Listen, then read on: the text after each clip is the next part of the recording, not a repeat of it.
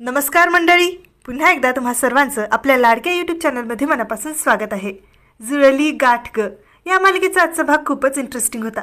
सुरुवातीलाच आपल्याला असं दिसतं की धैर्य सावीला पोलीस स्टेशन बाहेर घेऊन येतो.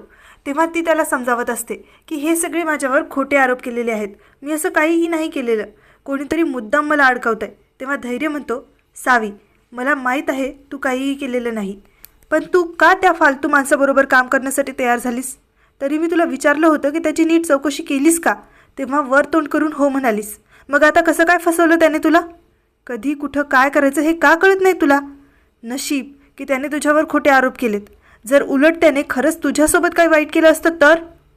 त्याच्या बोलण्यात राग, प्रेम आणि काळजी दिसत असते. आता तू एक शब्दही बोलू नको.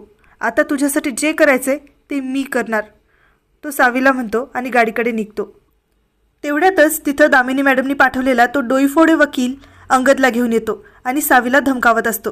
तेव्हा ते सगळं ऐकून आणि त्या अंगदला डोळ्यांसमोर पाहून धैर्यला इतका राग येतो की तो अंगदला खूप मारतो.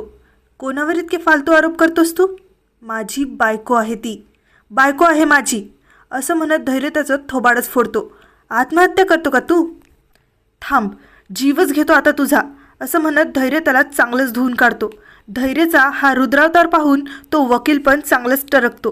सावीलाच मदत करण्यासाठी हाक मारतो, पण धैर्य कोणाचंही काहीही ऐकण्यासाठी तयार नसतो. त्या अंगदला खूप बदडत असतो. हा आरडाओरडा ऐकून पोलीससुद्धा बाहेर येतात.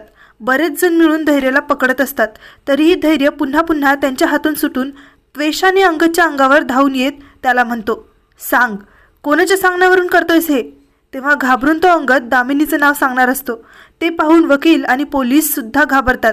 तेवढ्यातच दामिनी मॅडम धैर्याला आवाज देतात, म्हणून तो अंगदला सोडतो. दामिनी धैर्याची समजूत काढते.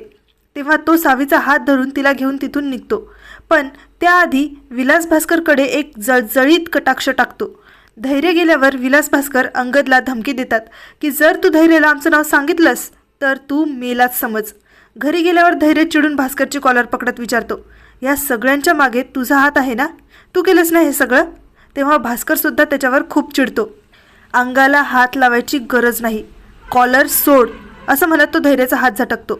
तेव्हा सावी विचार करते की भास्कर भाऊजी, विलास भाऊजी यांच्यासोबतच दामिनी मॅडमसुद्धा या कारस्थानात सहभागी असतील का? पुढील भागात आपल्याला असं दिसतं की धैर्य, दामिनी आणि सावी त्यांच्या रूममध्ये बोलत असतात. तेव्हा सावी दामिनीबद्दलची तिच्या मनातली शंका बोलून दाखवते. त्यावर धैर्य सावीकडून वचन घेतो की हे प्रकरण कोर्टात सुरू असेपर्यंत तू माझ्या घरातल्या कोणत्याही व्यक्तीवर आरोप करणार नाहीस. आता पुढे काय होणार हे पाहणं खूप इंटरेस्टिंग असणार आहे. तेव्हा पुन्हा भेटू उद्याच्या भागाबरोबर. तोपर्यंत आनंदी रहा, काळजी घ्या.